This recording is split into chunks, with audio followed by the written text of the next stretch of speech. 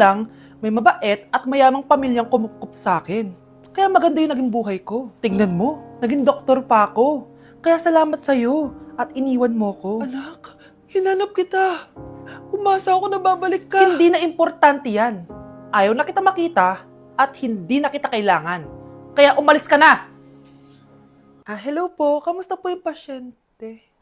Dok, si nanay naman yung nagkasakit. Kamusta na siya? Okay naman.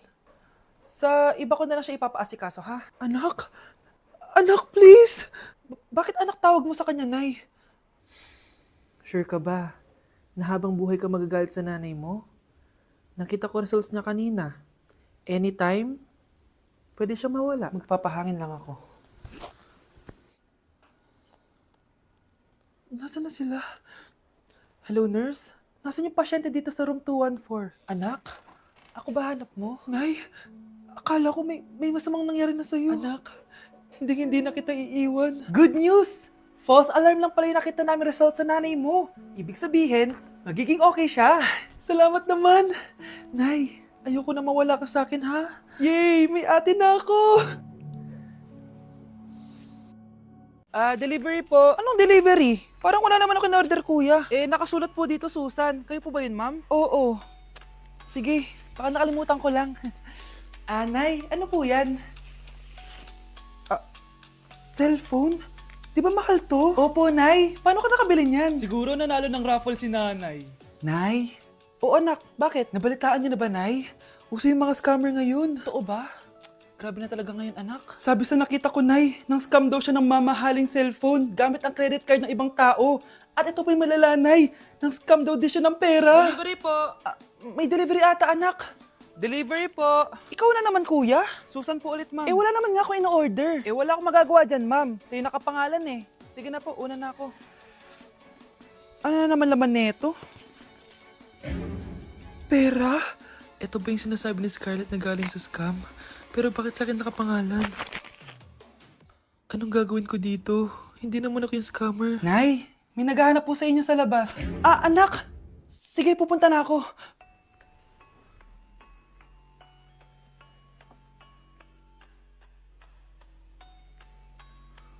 Hello po. Ano pong kailangan nila? Kayo po ba si Susan, ma'am? May natanggap po kasi akong report na kayo daw po nangi-scam.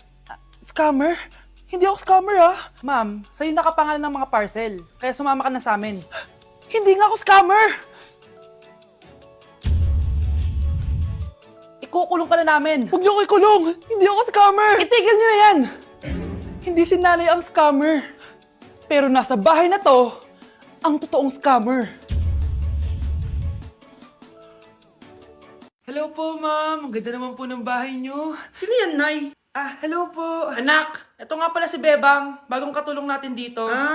Siguraduhin mo lang na magaling ka, ha? Dahil ayoko sa lahat, yung tatanga-tanga. Opo, ma'am. Ayusin ko po yung trabaho ko. Sige na, mag-umpisa ka na maglinis. Sige po. Di ko talaga gusto yung bago namin katulong dito. Nakakainis yung mukha niya. Ano yun? Ano ba yan? Unang araw pa lang dito, may nabasag ka na agad? Sorry po, ma'am. Tatanga-tanga kasi maglinis? Di mo ba alam ng 1,000 pesos ang isa niyan? Linisin mo na yan! At wala ka sweldo na 3 araw, ha? Dahil wala ka naman pambayad niyan. Ganito niyo pala tinrato ang nanay ko. Humanda kayo. Bebang! Gawin mo nga ako ng kape. Ma'am, ito na po yung kape nyo. Ano ba yan? Bakit malamig na to? Gusto mo tapo ko to sa mukha mo, ha? Sorry po, ma'am. Gawin mo ulit ng bago. Baka ano pang magawa ko sa'yo. Sige po, gagawa na lang po ako ulit ng bago. Pakatanga. Ma'am, ito na po yung mainit nyo pong kape. Sa susunod, huwag kang tatanga-tanga kung ayaw mo mawalan ng trabaho. Bebang! Kuhaan mo nga ako ng tubig dito. Ito po, ma'am, yung tubig nyo. Doon ka na nga. Yung makita pagmumukha mo. Sakit ng tiyan ko!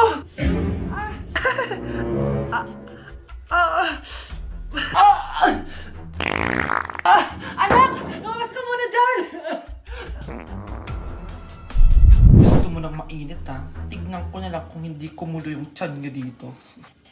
Ma'am, ito na po yung mainit nyo pong kape. Ito po, ma'am, yung tubig nyo. Hindi ko kayo mapapatawad sa ginawa niyo sa nanay ko. Nag-uumpisa pa lang ako sa paghihiganti ko sa inyo.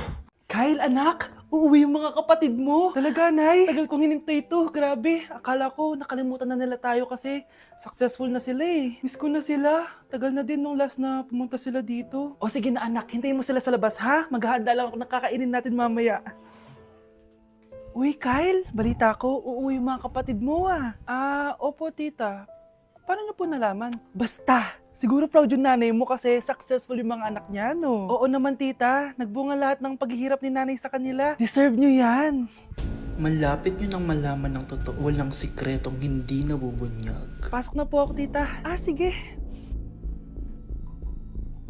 Hello, Nay! Nandito na yung anak mong doktor all the way from New York! Hi, Nay! Nandito na yung anak mong teacher all the way from Central Elementary School! Hello, Nay! Nandito na yung anak mong engineer! Naiyak naman ako. Nakumpleto din kayo magkakapatid. Sana nakikita to ng tatay niyo. Masaya ako na nandito kayo, ate, kuya. Sana maging successful din ako na kagaya niyo. O siya na, kumain na kayo ha. Galing pa kayo sa malalayo eh. Wow naman, Mare. Bigatin na yung mga anak mo. Saya-saya. Oo naman, Mare. Ilang taon din akong kumayod para mapagtapos lang sila. Pero worth it naman, di ba? Teka, Mare, para mas masaya, may kailangan kang malaman. Oh, eto. Ha? Ano to, Mare?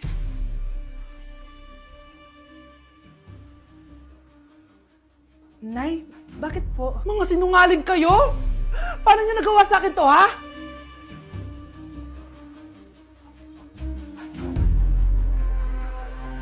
Anak, kunin mo yung cellphone ko sa kwarto. May tumatawag ata. Sige po, Nay. Sabi cellphone ni nanay. Anak, bilisan mo naman. Ay, salamat naman, nakatae din. Scarlett, ba't nandyan ka? Di ba pinukuha ko sa cellphone ko? Pinagsasabi mo, Nay. Kanina pa ako dito sa loob. Nay, ito na po cellphone niyo. Sino yan, Nay? Bakit kamukha ko? Teka lang, bakit dalawa kayong Scarlett? Nananaginip pa ako? Nay, ako yung totoong Scarlett. Ha? Sinungaling! Ako to, Nay, ang totoong Scarlett. Sandali nga! Hindi na ako tutuwa sa inyong dalawa, ha? Isa lang ang solusyon dito. Magtatanong ako at kung sino makasagot ng tama, siya ang totoong Scarlett. Unang tanong, saan ako may balat? Balat?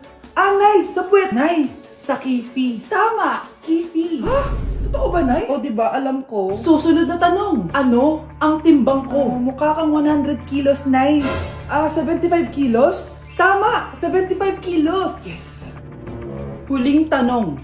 Ano ang birthday ko? Birthday?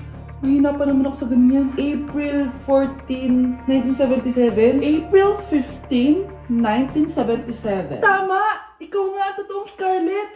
At ikaw, dahil talo ka, lumayas ka na dito, impostor! Ay!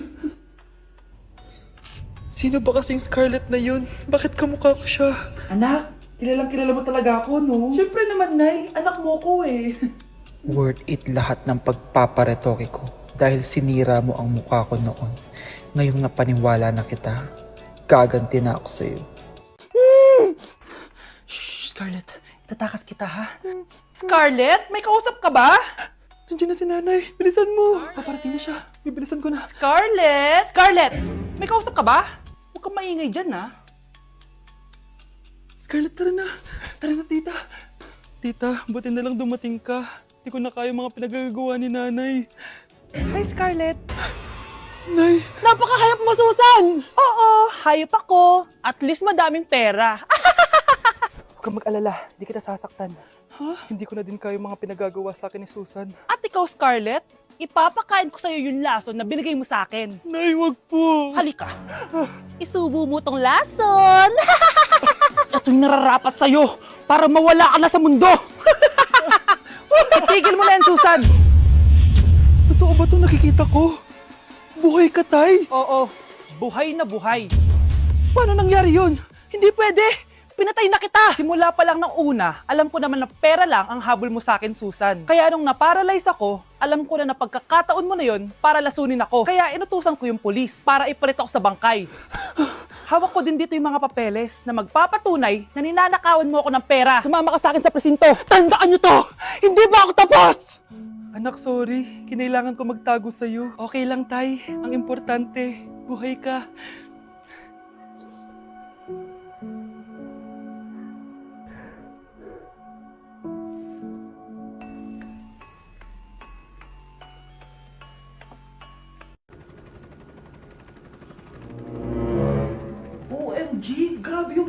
oh. For sure marami naman nakurakot si Dad. Paldo. Oh, Cheska, ba't ang aga mo? Di ba traffic kasi baha? Ay, opo ma'am, baha nga po eh. Kaya pinag-helicopter na ako ni Daddy para safe ako. Kawawa nga po yung mga tao eh. Wow, sana all. Ah, yes Daddy? Opo, nandito na po ako sa school. Yung baon ko 1 million ha, send mo na. Ha? 1 million yung baon niya? No! Binasa mo yung Chanel bag ko! Sorry, Cheska. Alam mo ba kung magkano to, ha? 600,000 to! Mas mahal pa to sa bahay nyo! Napakamahal naman yan. Whatever. Papabili na lang ulit ako. Salamat ka, mabait ako. Nahiya naman tong 300 peso na bag ko. Be, tara sa kantin. Nag-crave ako ng siomay tsaka ng kwek-kwek. Tara. Pwede bang sa Wolfgang na lang tayo mag-lunch? Hindi kasi ako sanay sa mumurahing pagkain. Be, anong kala mo sa akin? Anak ng CEO? Ano ba yan? Hindi ba kayo binibigyan ng allowance ng daddy nyo? Ako na nga lang. Hindi ka naman ganyan dati. Okay, class. Si Cheska na ang bago nating treasurer. Ma'am, wag si Cheska. Kukurakutin niya lang yung class funds natin. Parang tatay niya. Flood control, ayaw. Gastos, gusto. Kaya mayaman si Cheska kasi korap ang pamilya niya. Ang laki ng tax na binabayaran ko. Sa Disney Princess pala natin napupunta lahat. Habang kami, binabaha na dito. Ikaw pa helicopter lang. Wow, napaka-lavish mo naman. Tsaka, pera muna ako nito Chanel bag mo ha. May ambag din ako dito, no? Hindi kami titigil hanggat walang nakukulong. Deserve niyong magdusa. Nay, ang taas ng grades ko, oh. Congrats. Kain tayo sa labas, Nay. Sabi niyo, pag mataas grades ko, kakain tayo. Wala akong time, anak. Nay, nagugutom po ako. Anak, may ginagawa ko. Nay, di po ba kayo magluluto? Ano ba yung anak? Ang tanda mo na, di mo pa rin kaya magluto para sa sarili mo? Kita mo, ang dami kong ginagawa dito. Storbo to. Sige po, Nay. Ako na lang po magluluto. Mari! Oh, Mari, ba't parang takot ka? Ang dami na kasi nawawalang bata sa barangay natin. Yung kapitbahay natin, 4 na araw na nawawala yung anak niya. Baka naman nag-away lang sila tapos lumayas yung anak niya. Basta ikaw, Scarlett, palagi kang mag-iingat ha. Sige.